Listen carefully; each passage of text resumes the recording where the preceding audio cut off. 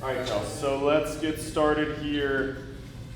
I want you guys just to practice what we've been doing this week. I want you to give me the substitution product of these reactions here. And for these next ones, I'm going to tell you specifically that this is an SN2 reaction.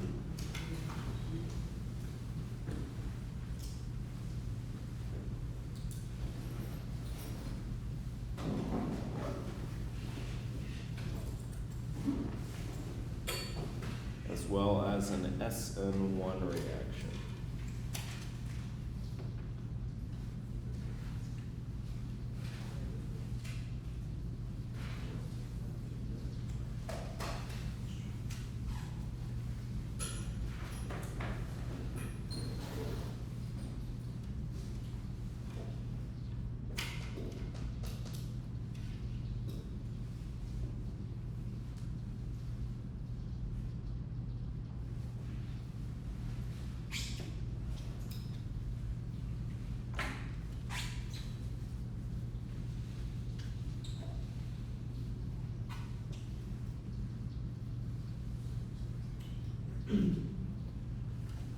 All right, so take a minute and give me the products here.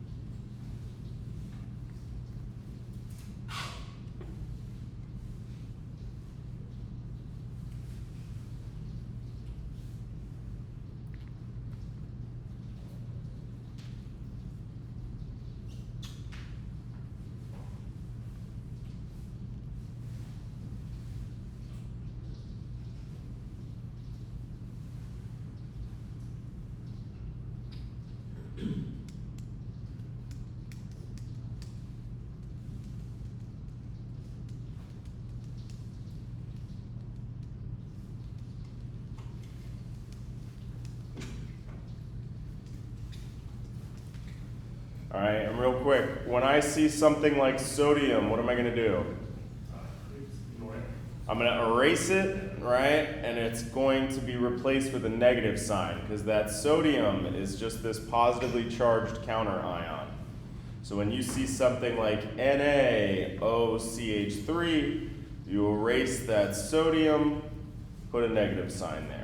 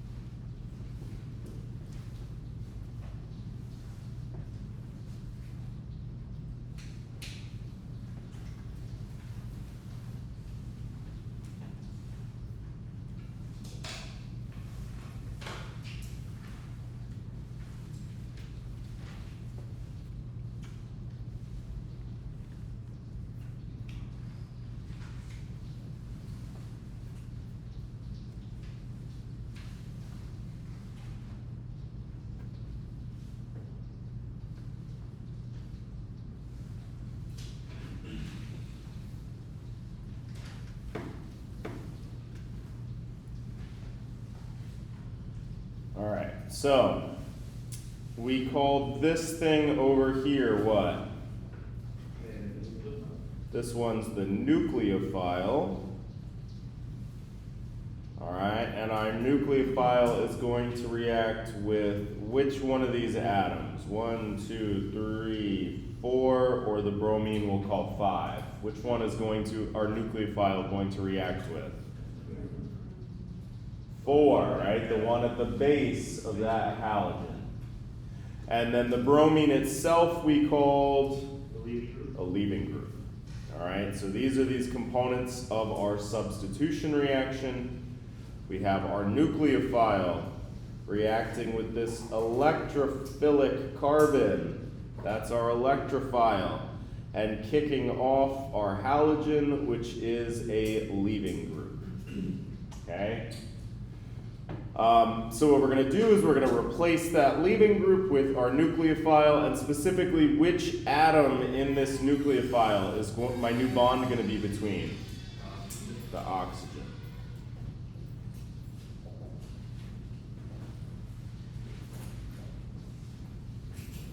If you left this as CH3, that's fine. I'm just going to draw it as our bond line structure where it's just this little stick here.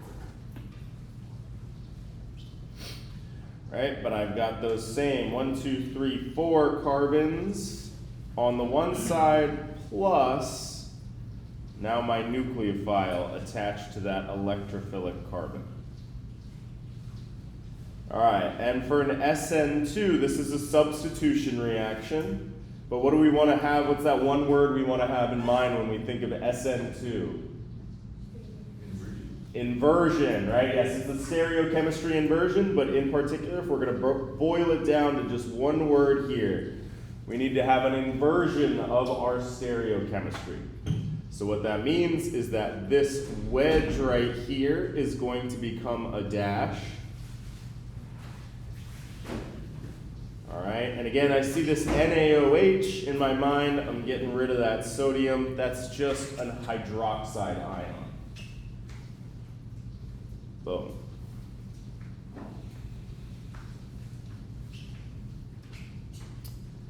All right, and then for SN1, there's no inversion that happens, but importantly, we have to remember that we have to draw both products. So I'm going to draw one where I keep things the same. I just replace that leaving group with my nucleophile. Here I have this neutral nucleophile, so what's going to be my new functional group here? Right, I'm not going to say OH2. I'm going to remove a hydrogen and it'll just be an OH group. All right, so notice that both water and sodium hydroxide, they're both putting an OH group on there. It's just one of them's the neutral nucleophile and the other one's the negatively charged nucleophile. Again, with our neutral nucleophiles, we lose a hydrogen. All right, but since it's SN1, I'm not going to stop there. I'm also going to draw another product where I switch, right? So this was my first one, but now I'm going to switch my dash to a wedge and my wedge to a dash.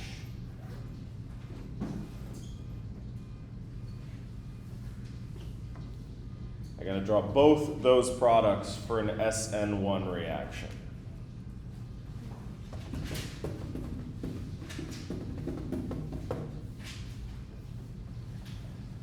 All right, and so again, I know that this chapter is by far the most difficult one that we've covered, I think, but these are exam questions. These are the exact questions that you can expect to see on an exam, right? So what that means is when you're doing your homework, if it's not quite clicking, this is the time to reach out and get help. Go to the tutoring, go to office hours, whatever you need to do. But yeah, this is what we need to know, right? So just to be super clear as to what we can expect on the exam, drawing products of these types of reactions are exactly what we want to be able to do.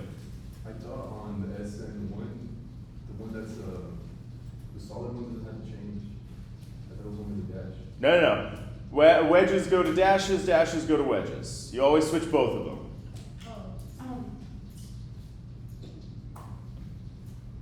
What's your question? Yeah, and you'll notify us, like if on the exam it'll be on the top, like on top SN1.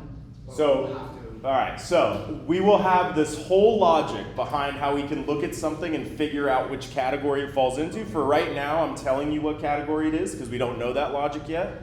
And honestly, we're not going to even get to it today. But today we'll cover the elimination reactions, and then we're going to lump everything together. And there's going to be a little chart that we follow when we figure out what's what. Okay? For right now, all you know how to do is when I tell you. Okay? In the homework, I believe it doesn't tell if it's SN1 or SN2. So like sometimes if I just tell you substitution, then you know how to do a substitution product, right? It's kind of like we did this in layers. So the first thing we learned is just substitution, right? And then we added on this new layer of SN1 versus SN2. So we're kind of progressing, and our homework problems are the same. It might ask you just for substitution. And then you don't have to worry about any stereochemistry, dashes, wedges, none of that, right? But then there's going to be this next layer where you do have to consider that, okay? But yeah. So for right now, exactly, I'll have to tell you, all right? But there will be this logic that we do next time where we can figure it out ourselves. I think you're trying to say that the homework that's due today doesn't tell you whether it's an SN1 or SN2. But it should just be the substitution product, period. There shouldn't be any stereochemistry that you have to consider at all. You know, there's no dashes and wedges to worry about. It's more like this first problem up here, where you're just swapping your functional groups. You do have to know, if it's a neutral nucleophile versus a negatively charged nucleophile, how to put that on there, right? But yeah. I believe they've been sharing the homework though, because I've seen there's a lot of like dashes and wedges on there. I'll take a look. But I don't think well, whatever. I'll take a look. If we do have to worry about that, we can extend it or whatever, but I don't think it's anything. There may be dashes and wedges, but none where you have to worry about whether it's SN1 or SN2. Right? Because remember, let's just do another example real quick. If I got dashes over on this side of the molecule, but let's say that my chlorine is over here, and I'm going to do NaNH2.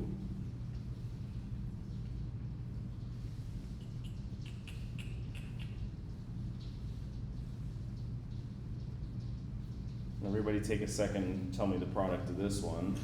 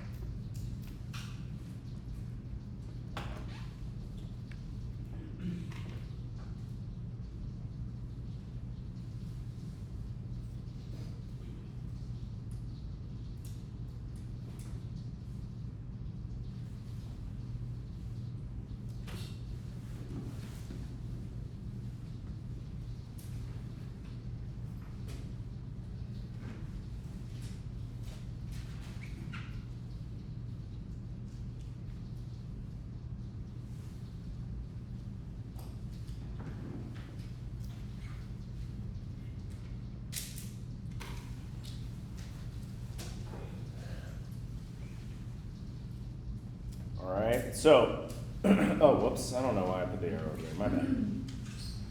All right, for this one, my electrophile is this carbon here. So that's the only one that I would have to worry about stereochemistry. The other carbon isn't going to get touched, right? This will still just remain a wedge because it's not at that reactive site. Again, I see this Na, I erase it and I put a negative sign. So this would be NH2. Okay. So I will take a look at the homework and make sure. I'll send out an announcement. I also will go ahead and push it to Sunday because we aren't going to have covered that last part of Chapter 6, all right? So you'll have the weekend to do that assignment. You said it was due today? Yeah, we'll do it on Sunday. All right. Okay, so again, the whole shtick of this chapter is the idea that we really have a competition in these types of reactions between substitution and what are called elimination reactions. At this point, we've kind of beat the substitution part to death here. Now we're going to focus on these elimination reactions. Okay?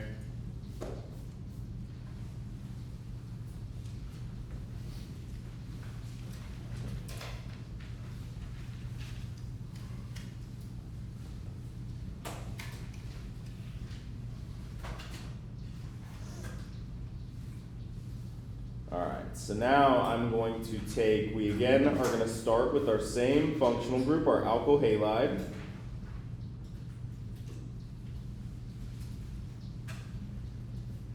Okay, so we have an alkyl halide.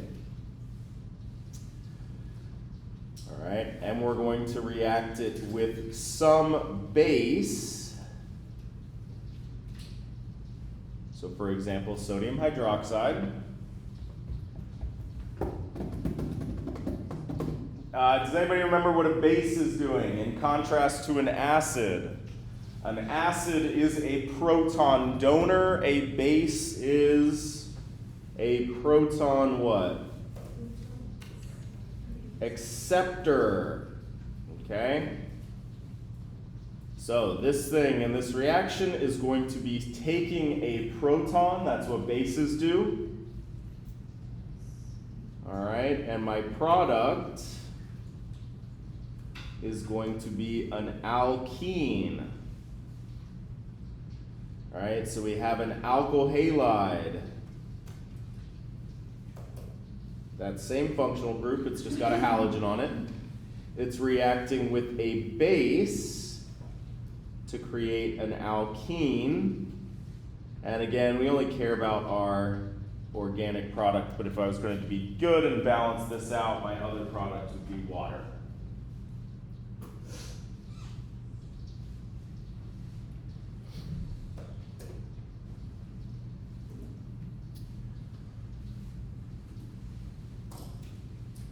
Okay, so notice this time we're not calling this a nucleophile, we're calling it a base because its role in this reaction is to take a proton, to take a hydrogen. All right?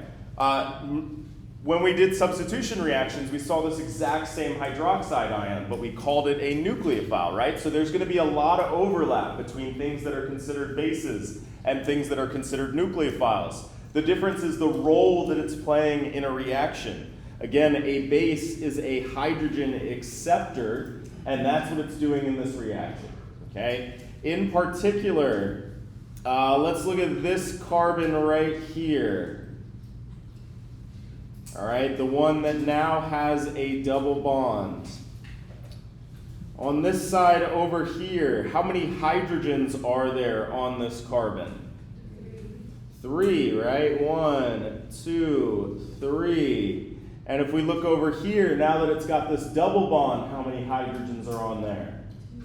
Only 2. So my base steals one of these one of these hydrogens in this reaction. And that's what leads to my alkene product. Right? So in an elimination reaction, we have a base that steals a hydrogen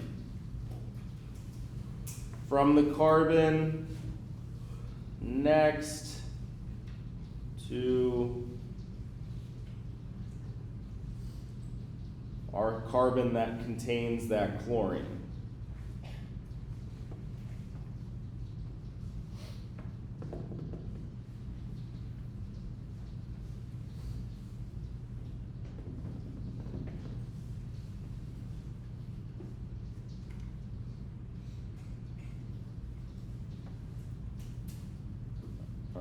So let's do another one here.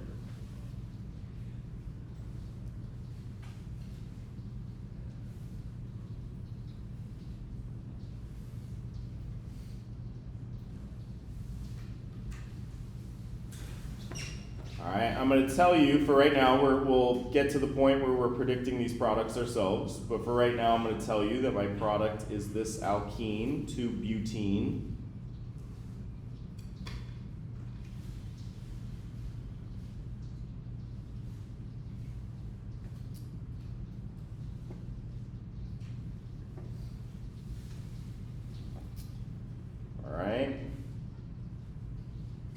and I want to know what is the base in this reaction and which hydrogen is being removed. All right, given this reaction, given that product, identify what's playing the role of the base in this reaction and where is that hydrogen that's being stolen.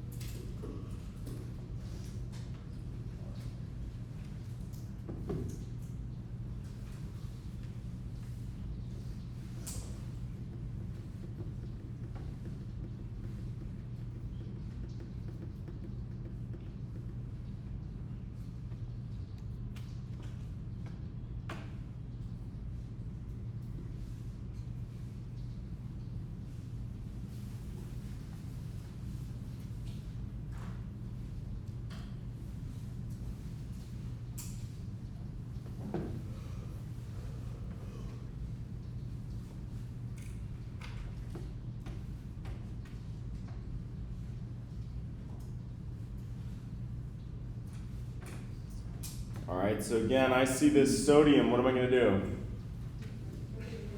Erase it. And what am I going to replace it with? Negative charge. Awesome. Okay. So this thing right here, what's called an amide ion, is our base. And it's going to be stealing a hydrogen, right? If I label these carbons 1, 2, 3, 4, which is the carbon that's getting that hydrogen stolen from it? Carbon 3. Awesome, right? So here's the one that actually has that halogen on it. It's the next door neighbor carbon, in this case carbon 3, that's losing its hydrogen, right? Because over on my reactants side, carbon 3 has 2 hydrogens, but on my product side, it just has one of them.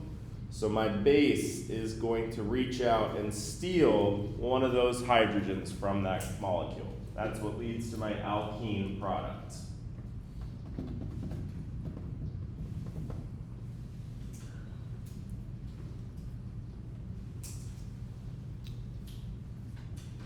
All right.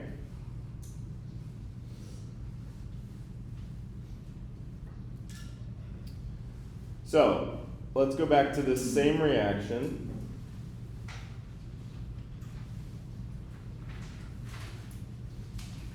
Okay, and I told you what that answer was, right? But let's say that we were predicting these products. I really could have 2 potential products, right? I could have my alkene, the one that we drew, over here, where that double bond is between carbons 2 and 3. Right, so let's just number these 1, 2, 3, 4. So this would be my product if H is removed from carbon 3. But I could also potentially have it removed from the other side, right? From carbon 1, and this would be my product.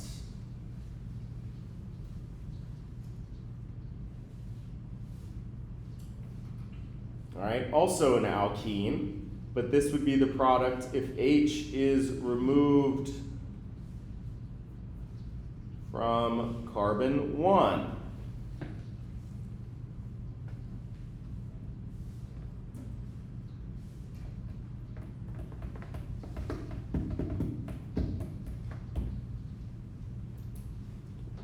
All right, so we have these 2 potential products. The question is, which is the major product? The one where it removes it from CL1. It's actually going to be this one here, all right? this is going to be our major product. Okay? So, why is that? We're always going to get, the major product is always going to be the more substituted alkene. More substituted implies more stable.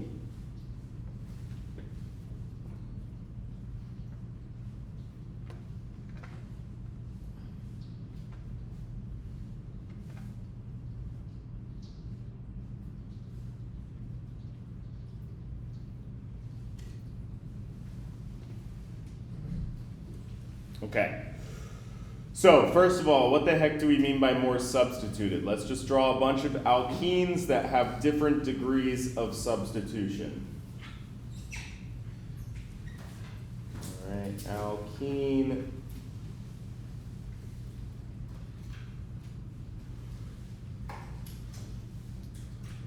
All right, so this is much like spotting a primary versus a secondary versus a tertiary carbon. It has to do with how many carbon neighbors there are for that alkene. All right, so let's just say we had ethene, just a 2-carbon alkene.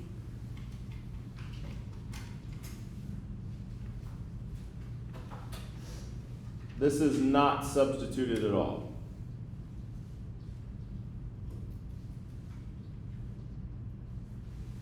All right, if there was 1 carbon sticking off of that alkene, this is what we call mono-substituted.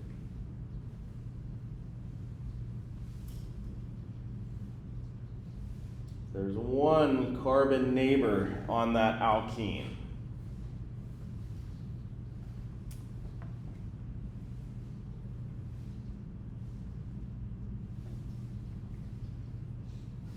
All right, if there are 2 carbons, something like this, this would be di-substituted. There's 2 carbon neighbors.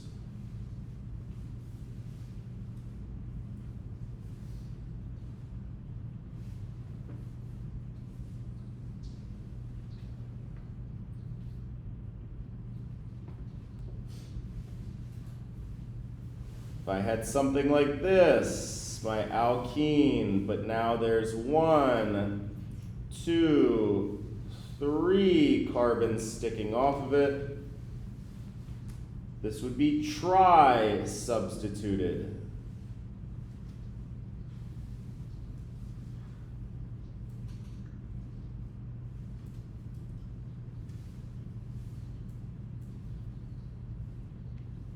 And then lastly, a fully substituted alkene would have 4 carbons sticking off of it.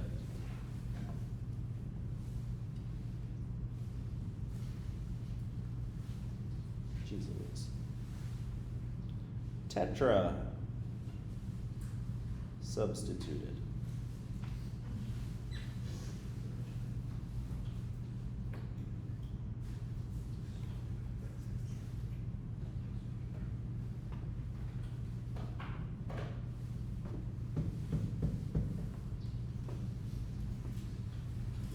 All right, and again, the more highly substituted that alkene, the more stable it is. So this one over here, this is the least stable. And then it increases as we increase our degree of substitution. So this tetra substituted one is the most stable.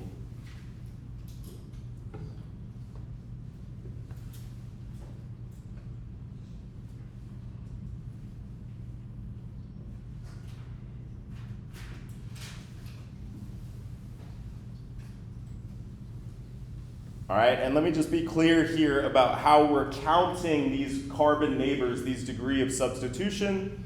So let's say that I'm focused on this one here. I got to look at both carbons on either side of the double bond, right? So I'm going to look at this one, count how many carbons it's bound to. That's 1. And then I'm going to jump to the other side, count how many carbons it's bound to. That's 2, right? So that's how I get this di substituted here. Okay? So let's just practice seeing if we can spy degrees of substitution here. All right, so just tell me mono, di, tri, or tetra for these alkenes here.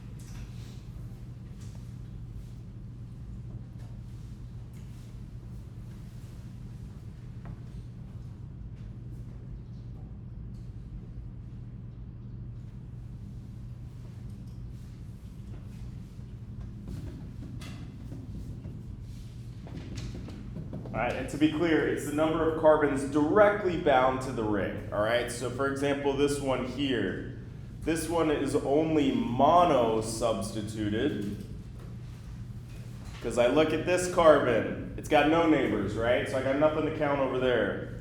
I look at this carbon, and there is 1 bound to that alkene, right? So it's the amount of carbons directly attached to that double bond. Doesn't matter what's going on here, how long that chain is.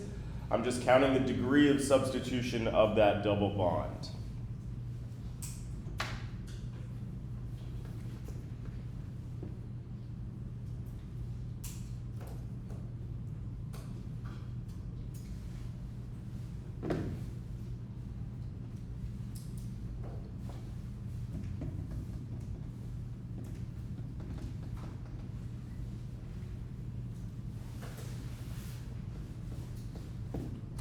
All right, so what about my middle carbon, my middle molecule here? Mono, di, tri, or tetra? Die. Di, right? So, again, I'm gonna look at this carbon here. It's got 1, 2 neighbors. I'm gonna look at this carbon here, and it doesn't have any. So that's how I arrive at this being a di-substituted alkene. All right, what about over here? Try. The rings, for whatever reason, are a little bit harder to spy, but it's the exact same game. All right, again, I'm going to look at this carbon, and I'm going to count 1, 2 neighbors. I'm going to jump to the other side, and I'm going to count a 3rd neighbor. So this is a tri-substituted alkene. All right, so then which one of these is the most stable? The tri, most stable, and then which one's the least stable? The mono, right? So again, the degree of substitution corresponds with the stability of that alkene. The more highly substituted, the more stable. All right, so then just going back to what we said over here, let's make sure that we can convince ourselves that we understand why that this is our major product, because this alkene right here is what? Mono, di, tri, or tetra substituted? Die.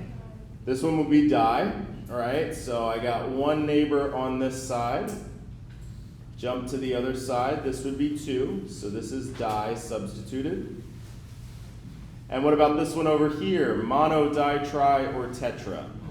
This is just mono. This one doesn't have any neighbors, and this one has one. All right, so again, my major product is going to be the more substituted alkene, because that's the more stable of my two products.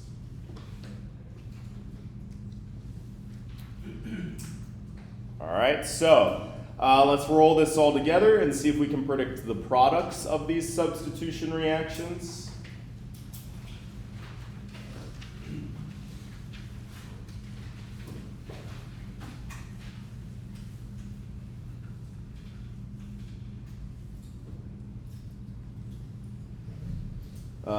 What did I say? Substitution? That's not what I meant. Elimination. So again, I'm going to tell you we're talking about elimination reactions, and you're going to predict the products.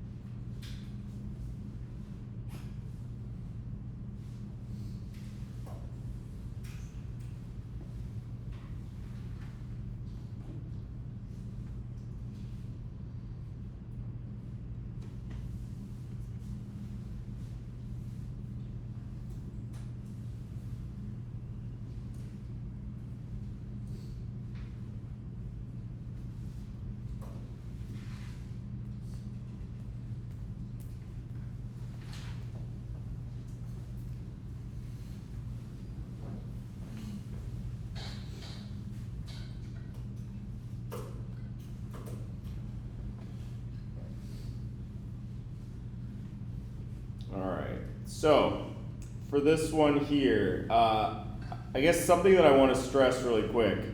This carbon right here has to be involved in that double bond, right? I can't stick my double bond like all the way on this side of the molecule or something like that.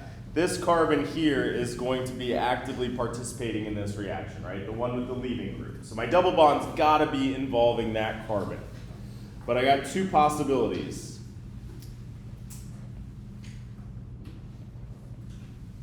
Either putting it on whatever direction that is, the right, or I can do it on the other side over here, right? But again, this carbon with my leaving groups gotta be involved in that double bond, right? That's gonna be actively participating in this reaction. So then the question is, which one of these two products is my major product? The one on the top or the one on the bottom? The one on the bottom, right? So this one on top is mono substituted. whereas this one on the bottom is tri-substituted. And again, it's the more substituted alkene that's going to be your major product. So this one here is my major product in this reaction.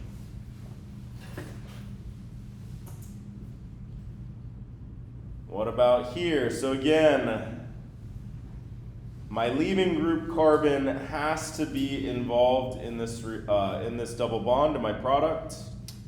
So I got two options. Can either leave and form on the right, or it can leave and form on the left. All right, and which one's going to be my major product, the top or the bottom? Top. So again, I'm going to go through that same process. This one is tri-substituted. I look at this carbon, it's got one neighbor. I look at the other side, it's got 2, 3, right? So that's tri-substituted. If I look at the bottom one, this one has one neighbor.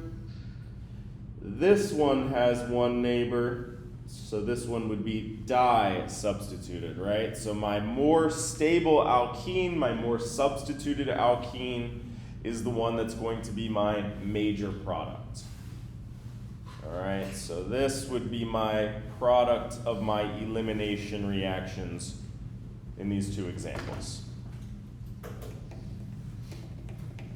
Would we consider the OCH3 and OH to be like leaving groups since we're sort of No, these aren't going to be leaving groups. What are these playing in the reaction? What do we call these? The bases, right? So in the substitution reactions, we call them nucleophiles. In these reactions, these are my bases, right? And they're going to be removing a hydrogen, in this case, from this carbon over here. That's why I get my alkene formed over here. In this reaction right here, let's just number these. 1, 2, 3, 4, 5, 6. Which carbon is losing a hydrogen to form my alkene?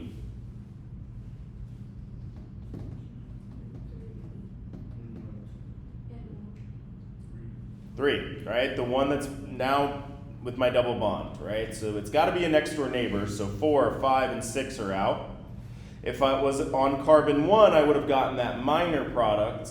The hydrogen being removed from carbon 3 is what gives me this alkene here. Okay? So yeah, we call them bases in our elimination reactions. So since because it's elimination for that first one, we just ignore the CH3? Yeah. I mean, it's playing. So if we were being really good and this was general chemistry and we had balanced chemical equations, the other product, which I lost, and where the heck did it go? Oh. My other product here would be my base having accepted that hydrogen. Okay? But yeah, it's not attached to my organic molecule. Yeah, it's just playing the role of the base. It's just accepting a proton in this reaction.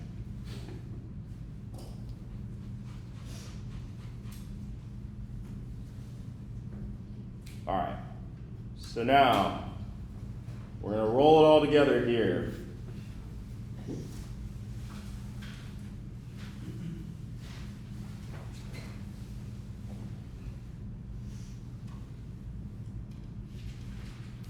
In this reaction, you're going to give me both the substitution product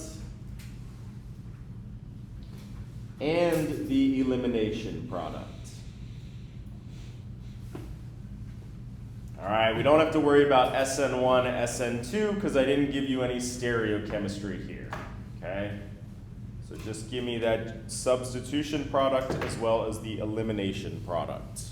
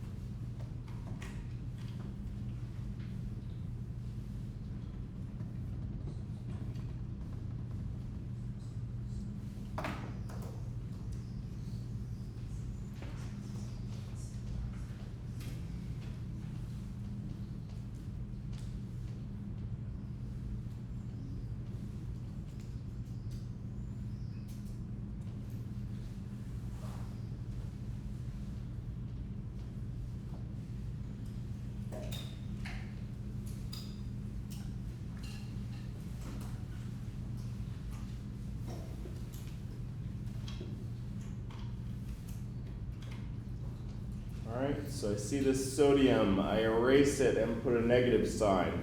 In my substitution, I'm going to be substituting my leaving group for my nucleophile. Right, so now I have this OCH3 group. I didn't leave myself much room.